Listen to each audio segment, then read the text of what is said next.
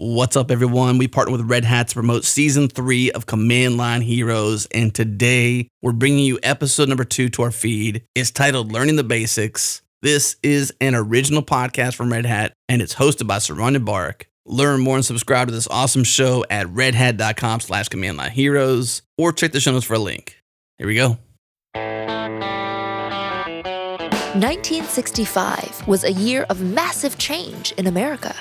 The Civil Rights Act was signed. Congress passes the most sweeping civil rights bill ever to be written into the law. Combat troops were sent to Vietnam for the first time. Against North Vietnamese Tar. Men burned their draft cards. Draft cards on the steps of a Boston courthouse. A group of high school boys set upon them with fists. The Beatles delivered the world's first stadium concert in New York. But far from all those headlines, a revolution of a different kind was underway. 4 a.m., May 1st. Professor John Kemeny and an undergrad student were working at a GE 225 computer at Dartmouth University. They ran a program they'd been working on, and then the teletypewriter produced 3 short lines of output. Those 3 lines changed computer programming forever. Welcome to episode 2 of Command Line Heroes, an original podcast from Red Hat. I'm your host, Saron Yitbarek. In this episode, we continue our season-long journey into the history and future of programming languages. In episode 1, we dove into Python and learned how open-source language communities survive major upheavals in their leadership. But this time, we're getting more personal. We're looking at an experience we've all had, the experience of encountering our very first language. We'll take a look at my first language, Ruby, and we'll learn how some first languages come to us in the form of a game. But we're beginning with an example that can help us understand what first languages really means. It's the language that was born in that Dartmouth laboratory with those 3 short lines of output. At that pre-dawn meeting in 1965, John Kemeny witnessed the birth of his co-creation, BASIC. BASIC. It stands for Beginner's All-Purpose Symbolic Instruction Code. And that first word, beginners, is where the magic lies. In the early days of programming, you pretty much needed a PhD in order to do a little coding. It was an elite pursuit that required major education, not to mention major hardware. But Professor Kemeny and his team wanted to change all that. What would it look like, they wondered, to produce a programming language that anybody could use? While teenage baby boomers were demanding change all across America, the team at Dartmouth proposed a shakeup of another kind. Their secret weapon was a room-sized mainframe computer, that GE 225. Weighing in at a healthy 2,000 pounds, it was capable of something brand new. The GE 225 was capable of time sharing. Suddenly, the complicated system of punch cards or enormous walls of switches wasn't necessary anymore. Time sharing meant that a whole bunch of programs could be executed almost simultaneously, with the machine's attention bouncing between users. Time sharing meant that access to computing could expand in amazing new ways. Here's some audio from Dartmouth, featuring one of the undergrads studying there when BASIC first appeared. Here's John McGeechee, class of 65. We had taken a fairly expensive computer that could only be used by one person at a time and converted it into something where it wasn't just 30 users who could use it, with 30 undergraduate students using this computer simultaneously, writing programs, getting answers quickly. It was a combination of immediacy and simplicity that had not previously existed. John Kemeny had teamed up with Thomas Kurtz, another evangelist for computer literacy, to develop the BASIC language. They saw how time-sharing democratized things and knew that the barrier for entry was suddenly so much lower. All that was needed was a language that prioritized simplicity and immediacy, a language like BASIC. They developed commands like hello and goodbye instead of log on and log off. In fact, the first version of BASIC only had 14 simple commands, just easy options like if, then, and go to. I am Tom Cormen. I'm a professor of computer science at Dartmouth College. Professor Cormen spoke with us about that beginner's revolution and how the creation of BASIC really did feel like part of a new zeitgeist, a world where computing was exciting to more people, even a little bit hip. At the time in the 1960s, it said that the male students would bring their dates there. And I can't really imagine that happening now, but at the time, the computer center was the cool place to be. This new interest in computing on campus was the immediate result of that first beginner's language. BASIC opened up computing to people who weren't just computer jocks, as we used to say back then. Social scientists who really didn't want to get into the weeds of a language like Fortran could use BASIC, and people doing work in the arts and humanities, if they were doing text analysis or even trying to create art, they could use BASIC for that. So after a few years, people were doing things like writing computer games and also incorporating computer graphics routinely into their work. All those kids who didn't necessarily see themselves as programmers suddenly got into programming on an almost intuitive level. It reminds me of the kind of world Grace Hopper pushed for. When we talked about Hopper last season, we saw how her language innovations brought programming to a wider circle. This BASIC moment, it was like a continuation of Hopper's dream. I'm sure Grace Hopper would have liked seeing more people coding. She probably would have liked that BASIC had a different slant from COBOL, and that it just opened things up to people even more and gave them a choice. They could write in COBOL, they could write in Fortran, they could write in BASIC, they could write in ALGOL, any of the popular languages of the time.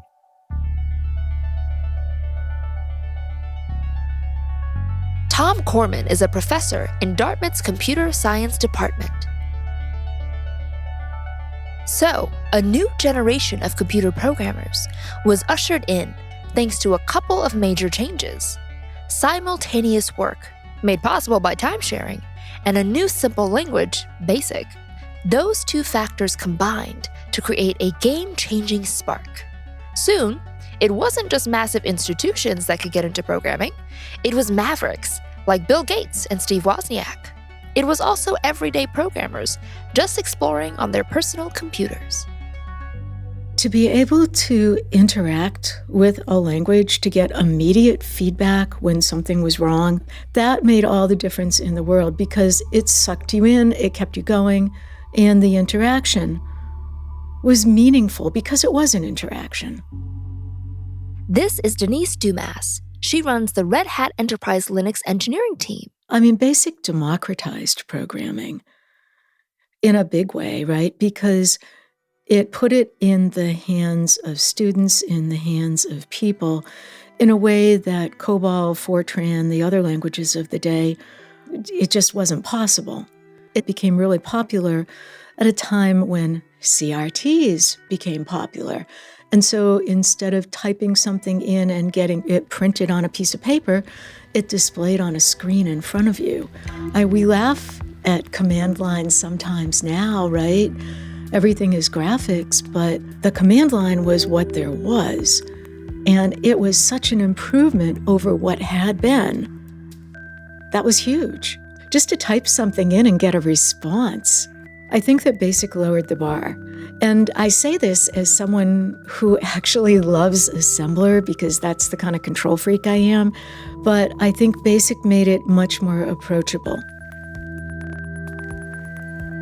The excitement BASIC created in the 1980s lives on today, with a whole fleet of languages that beginners use as shiny red doors into the world of programming. And yet, something important has changed. Because those entrances don't just show up on university campuses anymore. The way into programming is becoming even more open.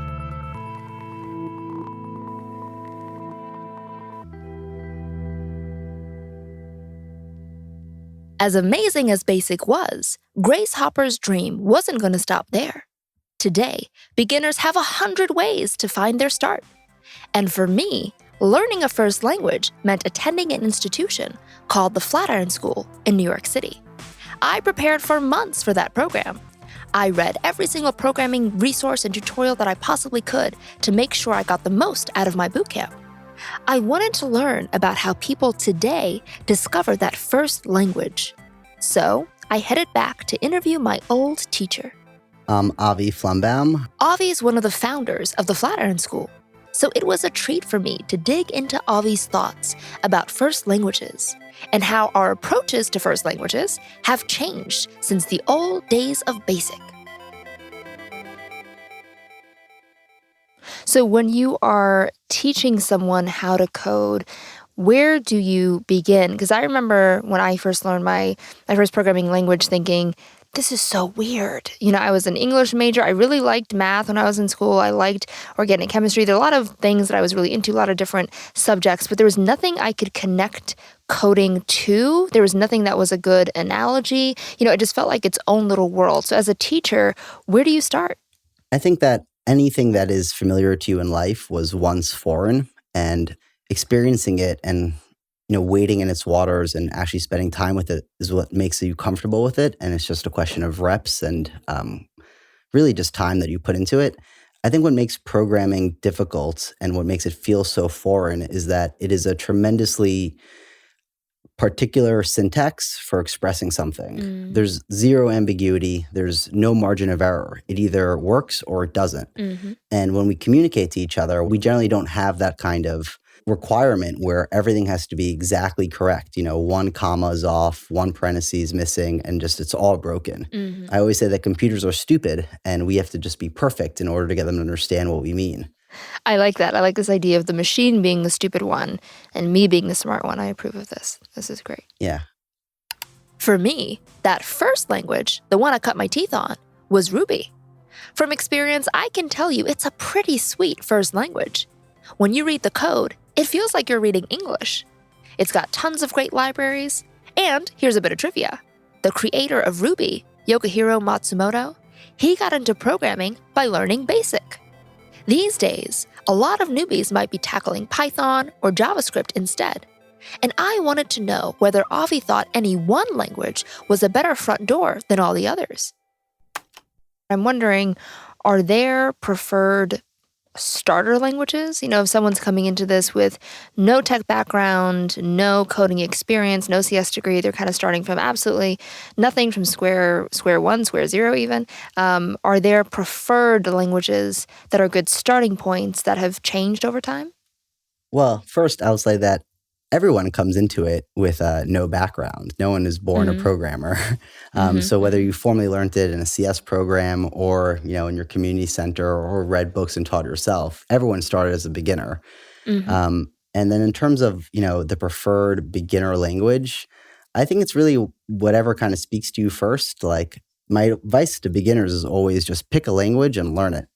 Don't change. I think the biggest thing that beginners do is kind of start learning Python and then get frustrated with it and say Python sucks and now I'm going to go do JavaScript. And then they learn JavaScript and then they get frustrated with JavaScript and they jump again.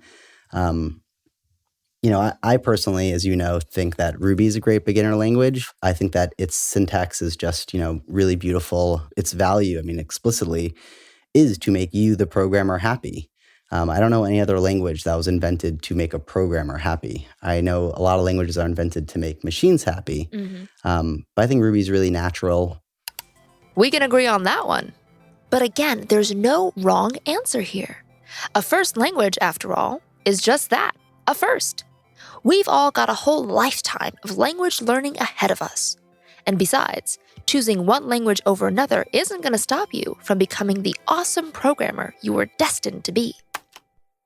I like to draw, but I will not live and die by a particular pen. I don't get all worked up over the pen that I use. I get worked up over the things I create.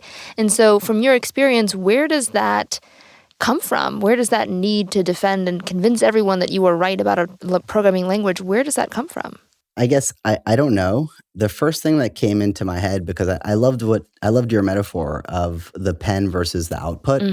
I just imagine that some of the output is not that great. So the only thing that people can hold on to is the tool. That's hilarious. If the things you make just aren't awesome and aren't great and don't have a lot of value for the world, and you want to still defend your craft, the only thing you can point to is like, yeah, but look how well I swung that hammer. Sure, the house fell apart, but that hammer is really great and I know how to use it. And, you know, as someone like, I always was more interested in the things I built than the manner in which I built them. That's a good point. Now that beginners have more to choose from than just basic, or I don't know, Fortran, now that we have a whole menu of first languages, there's always the danger that you forget these languages are still a means to an end. The language is the tool. It's not the thing you're making. I think that the value of technology is to create meaningful things for people. Ultimately, if you're a programmer and you're really, really good, but you're building things that no one needs and no one likes and aren't adding value to the world, but you're really, really good at the craft and you just can't find a way to actually like make the impact you want, I imagine that you'd probably dig in and talk about, the tool you used. Well, thank you so much, Avi, for sharing all your experiences and your thoughts about programming languages. You want to say goodbye? Yeah, this was super fun. It was nice connecting again. And I hope you all find a language that you love and get to work in it every day. Sounds good. Avi Flombaum is one of the co-founders of Flatiron School. Coding schools can bring that spirit of access and education to a whole new level. It's a continuation of what we saw at Dartmouth. But in a rich development ecosystem, we'll keep getting more and more natural points of entry. And first-time coders are already discovering next-level ways to get into the game. Sometimes, literally. Have you tried like a different key? So like try the G key. Just go through these. Now, hold on. That is not a bunch of young coders silently memorizing an O'Reilly textbook. And it's not a lecture at the Flatiron School either. It's actually a little lab that Red Hat ran at the Tate Modern in London. And those kids, they're learning to code. For a new generation, the joy of coding is what they first encounter. Okay, hi, my name is Femi, aka Hackfemo. Femi Owolade-Coombes is only 13 years old, but he's already a leader in a new wave of young coders. I first encountered coding when I was 8, and I went to an event in York, actually, about maths, and there I saw this cool thing, hacking Minecraft ethically. And as an 8-year-old, I thought that was really cool, so that's how I got into coding. He's not alone. Minecraft has introduced a whole generation to coding. And it's done that without any of the pain or dry studying that past generations suffered through. The magic of gaming is dropping barriers.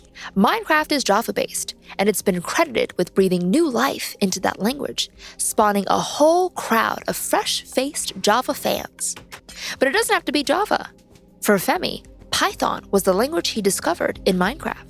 You can use Python when you're using the Raspberry Pi in Minecraft, because Minecraft have created a special edition for the Raspberry Pi, which is so cool because you can hack it by just importing this library, and you can put exploding TNT everywhere, and you can create blocks behind you, you can create whole buildings, all sorts of things. When I first played it, I knew there were quite a few things like mods you could add on, which are pretty cool. So those were like little hacks in themselves. But this was the first time that I realised you could properly hack it and really make it do what you want. I thought it was really cool. A world of coding opened up for Femi, and the door to that world was his favorite game. And then Femi did something kind of amazing. He started showing other kids that door. Well, I wanted to share my knowledge with my peers because I thought, you know what, they will really enjoy this. And I had a great time. I want to share this with everyone else so that they can learn about it and so that they can even get into coding. Femi went ahead and founded the South London Raspberry Jam. And there, he's been able to watch a whole new generation of coders defy expectations about what a first language experience should look like. Besides those Minecraft hacks, visual languages like Scratch or Fruit are making the basics of coding achievable to younger and younger users. I do like the idea of playing a game, and I'd most certainly do it over, learning to code in a classroom. But it's the idea of, being able to control what happens in that game.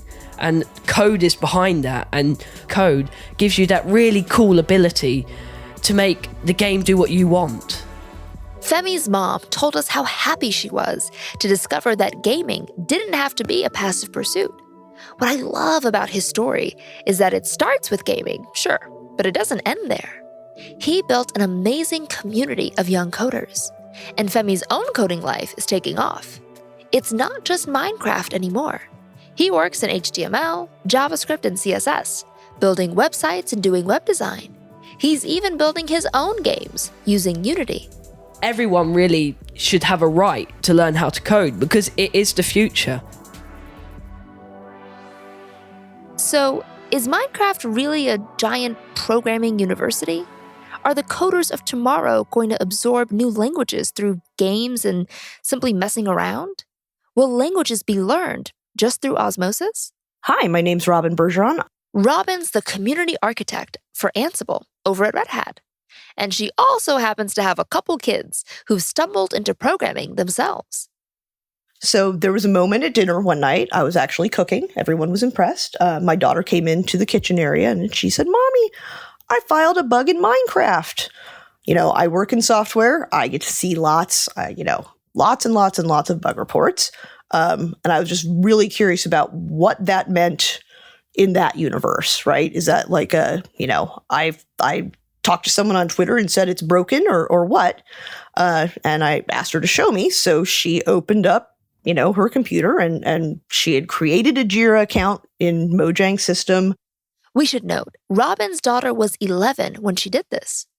She had filled out their form exactly. And, I see lots of bug reports that are not well formed or they're very mean. I see a lot of that too. But it was a perfectly, here's what happened. Here's what I expected to happen. And here's all of the steps to reproduce, which is, for a lot of people, that's their first interaction with any project, whether it's a, commercial, proprietary software project like a video game or a open source software project. And I was so proud of it. And I told her we could totally go to the Minecraft conference after that because they had been dying to go. Robyn was about to realize that while the rest of us were going about our day jobs, the kids were starting a revolution.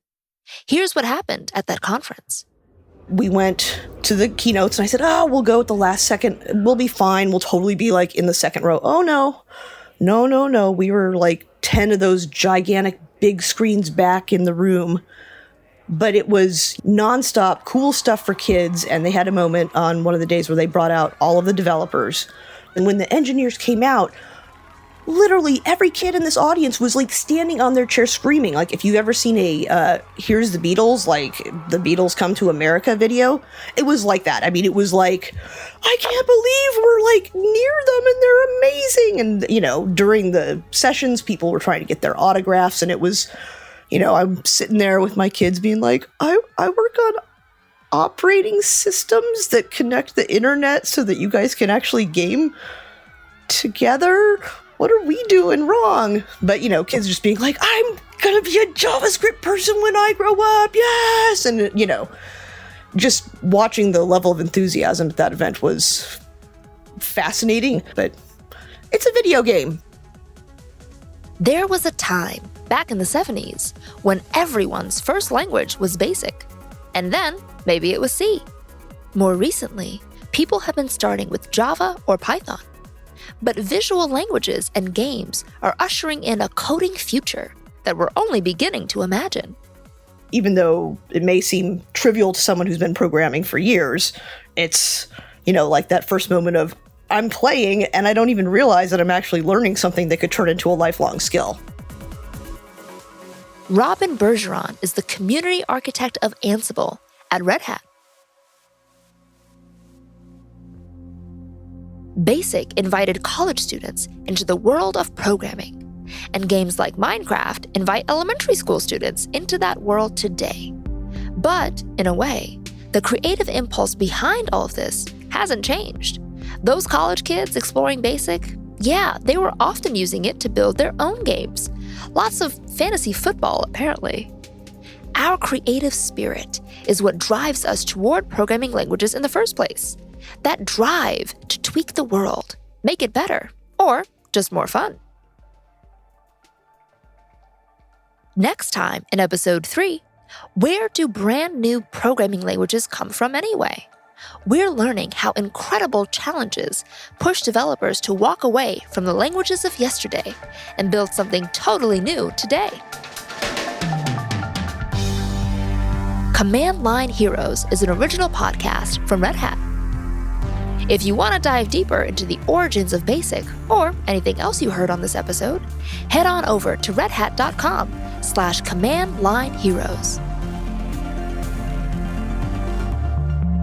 I'm Saron Yitbarek. Until next time, keep on coding.